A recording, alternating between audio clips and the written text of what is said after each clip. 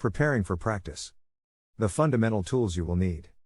Firstly, you will discover the value of setting a regular time and space for your yoga meditation, as well as the importance of maintaining the right mental attitude to work toward your goals. Secondly, you will discover the value of being able to sit still in a comfortable and steady posture, so that you can remain relaxed and alert for a considerable length of time without distraction. To achieve this effect, you will be offered instruction on a range of different seated postures, from which you can choose when it comes to doing your own meditation. And finally, you will be given an explanation of a range of yogic hand gestures called mudras, and internal yogic body seals or locks called bandhas. These can help to increase the power of your energy, retaining it and directing it upward through the energy centers, chakras, which will deepen your yoga meditation practice. Preliminaries for practice. Below are several other critical factors to take into account. Timing. Traditionally, yogis meditate around sunrise and sunset, as the mind naturally becomes more calm and serene at these times. This is optimal. However, if these times are difficult for you, simply decide on the times that best suit you and commit yourself to setting these aside each day. Regularity. The key to success in meditation is to develop and maintain a regular practice, daily if possible, as often as possible if not. And at the same time each day, for approximately the same length of time. This way, your body and mind will get accustomed to the regularity, and it will be much easier to get into the right state of mind for meditation each day. Right attitude. The journey to a calmer, more contented self is a long, gradual process, so you will need to be patient and persevere. There is no instant success in spiritual life.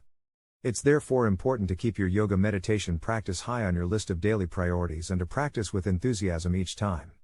Only by doing this will you feel like you are making progress and start to realize that the benefits of meditation, calmness, contentment and increased energy levels, are actually your natural state of being. You have just temporarily lost touch with it. Preparing your space. Do your yoga meditation practice in a clean, tidy, quiet place, where you are unlikely to be disturbed. For comfort, it's best to wear loose, unrestrictive clothing, with all belts, jewelry, glasses and shoes removed. If you want to create a mood suitable for meditation, feel free to burn an incense stick or light a candle somewhere safe. As for props, there's just a couple of things you will need: a yoga mat on which to practice your asanas and a firm cushion on which to sit while you meditate. By sitting in the same place each time, you will build an aura of purity and peace there. Preparing your body. The stomach should be at least half empty when you practice yoga meditation, so always allow at least 2 hours after a meal before you start. Do not practice if you are feeling ill or tired, or if you are feeling very upset, as the mind will not be able to concentrate. The art of sitting for meditation. For effective yoga meditation practice, the body needs to be seated in a comfortable and steady posture, a position in which the natural curves of the spine can be maintained. The head, neck and spine should be upright and in alignment to allow energy to flow freely up to the higher chakras. You should be seated in such a way that you are able to remain still in that position for a significant amount of time. When such a position can be held without effort, the body can become relaxed, the breath steady and quiet, and the focused mind will be able to enter a deep state of stillness. The pages that follow contain a range of seated positions to choose from. Depending not only on your overall flexibility and comfort levels but also on what feels appropriate on any given day. The only way to discover which one is best for you is to try all of them, but be sure to go easy on yourself, never force a position. And slowly alter your position if at any point you experience pain. Sitting on a chair. If you are unable to sit comfortably on the floor, the best option is to sit on an upright chair that has no armrests. Sit forward slightly to avoid leaning against the backrest. Keep your spine upright and place your feet hip-width apart on the ground. If they do not reach the floor, support them with folded blankets. Your lower legs should be perpendicular to the floor and your hips slightly higher than your knees. Easy pose. Sukhasana. As the English name implies, this is the easiest or gentlest of the seated meditation postures, involving simply sitting cross-legged on the floor. However, it is not suitable for everyone, so try it and see how you feel. 1. Sit on the floor on the edge of a firm cushion or folded blanket, bend in both legs and cross one leg on top of the other in front of you, so that your knees relax down to the sides. If you are more experienced, you may not need a cushion. 2. Ensure the cushion or blanket is an appropriate height to make the posture comfortable for you. Ideally, your knees should be slightly lower than your hips, or at least at the same level. This allows your thighs to relax downward, reducing tension in the hips and freeing the spine to lengthen upward. 3. Sit upright with the weight of your body in the front edges of your sitting bones. Align the upper body directly over the base of the spine. Lengthen the spine, open your chest and draw your shoulders back. 4. Rest your hands, palms upward, in Chin Mudra on your knees or thighs, depending on your preference. Thunderbolt pose. Vajrasana. This kneeling meditation pose is a slight variation on the standard sitting theme and is one that is regularly used by Muslims and Zen Buddhists in prayer and meditation. Kneeling in Vajrasana calms and harmonizes the body and mind, activates prana in the Sushumna nadi and redirects sexual energy to the brain for spiritual purposes. 1. Kneel on a yoga mat or cushion with your knees together and sit your buttocks on your heels. 2. Bring your big toes together and separate your heels, so that your buttocks are seated on the inside surface of your feet with your heels touching the sides of your hips. 3. Keep your body upright, with your head, neck and spine naturally aligned and relaxed. 4. Rest your hands, palms upward, in Chin Mudra on your knees or thighs. Caution: be particularly careful with this pose if you have any issues with your knees, and, if you experience any pain in your thighs, separate your knees slightly. ADEPT pose. Siddhasana. The Sanskrit term siddha means perfected or accomplished. As such, it is no great surprise that Siddhasana is considered an ideal meditation posture among adept yogis. This is because it quietens the mind, has a balancing effect on the nadis and activates the spiritual energy of the chakras due to the pressure applied by the position of the feet. 1. Sit on the floor on the edge of a firm cushion or folded blanket. If you are more experienced, you may not need a cushion or blanket. Bend your left leg and place the sole of your foot flat against your inner right thigh with your heel pressing against the groin, so that you are essentially sitting on your left heel. 2. Then bend your right leg and place the right foot directly in front of the left foot so that the ankle bones are touching.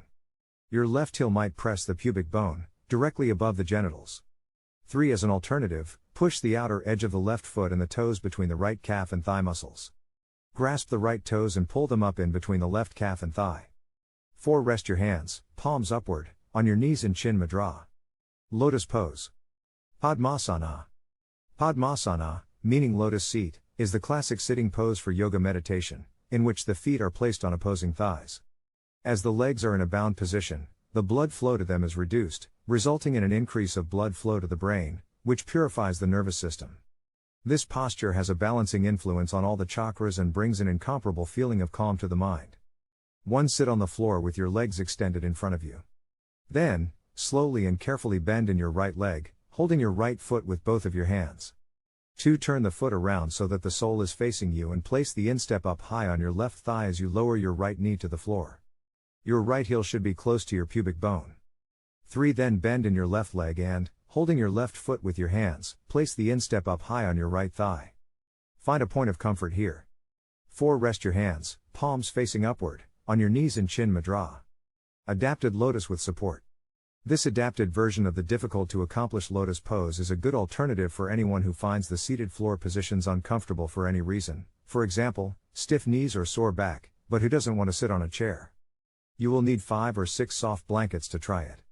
1. Sit on 4 or 5 folded blankets, with your back upright against a wall if your back muscles don't feel up to supporting themselves. 2. Bend your legs, crossing one over the other so that your shins contact each other, and each foot rests on the floor under the opposite knee.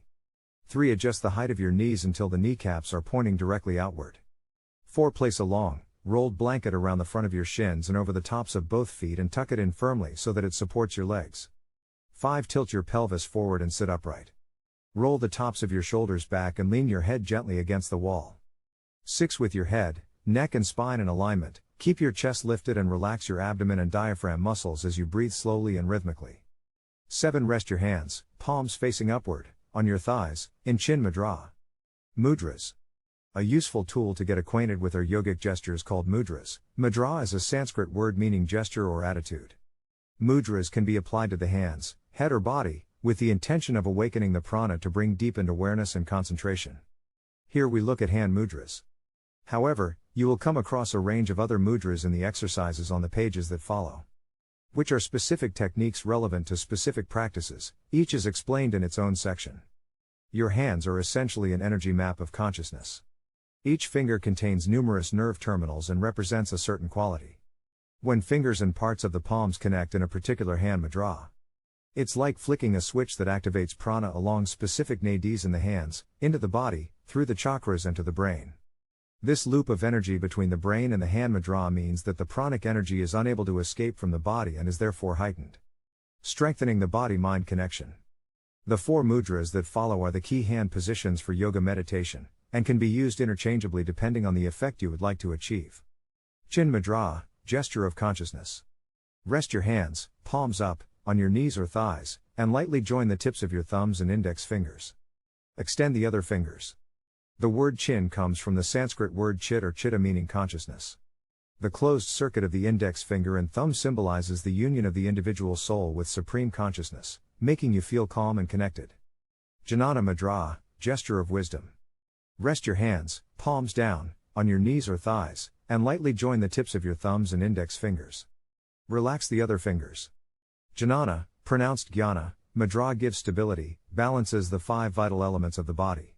Inspires creativity, develops the intellect, sharpens memory and increases concentration. Bhairava Mudra, gesture of bliss. Rest your hands, palms upward, in your lap. Place the left hand on the right one, so that you cradle the back of your left hand in your right palm. Bring the tips of your thumbs together. The 2 hands represent the Ida, left nadi, and Pingala, right nadi, so their union symbolizes drawing the 2 energies together in the Sushumna, central nadi, which has a deeply calming effect. Clasped hands Mudra, gesture of unity. Rest your hands, palms upward, in your lap. Interlock your fingers so that the fingers of each hand lie against the back of the opposite hand. Rest one thumb on top of the other.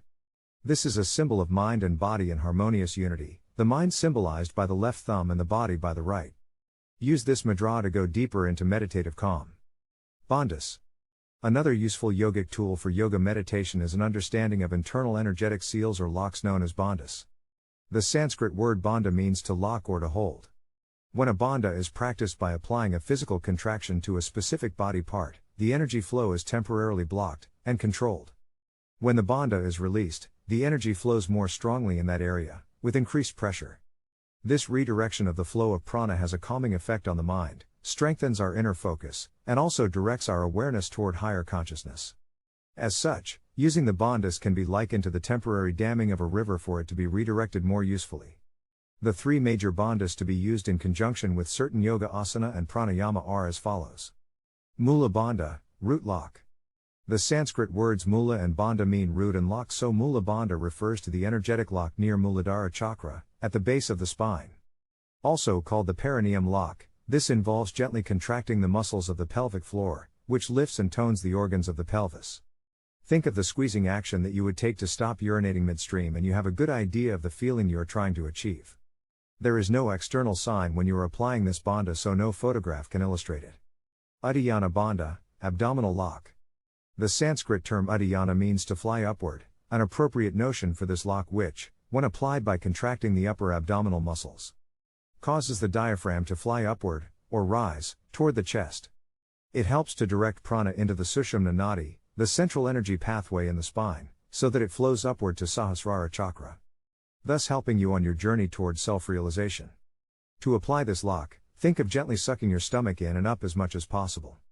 Caution, practice only on an empty stomach. Pregnant women and those suffering from high blood pressure, heart problems and stomach ulcers should avoid it. Jalandhara Bandha, throat lock. This lock is achieved by lowering and pressing the chin to the sternum, while the chest is raised with the inhaling breath toward the chin. The Sanskrit terms Jalan and Dhara mean net and stream, so this lock seals off the network of nadis in the neck, preventing the stream of prana between the chakras, and instead directing it into the Sushumna nadi. This promotes an increased sense of calm. Caution, those with high blood pressure, heart problems, mental stress and migraine should only practice this under the guidance of an experienced yoga teacher. Thanks for watching. Please like, share and subscribe.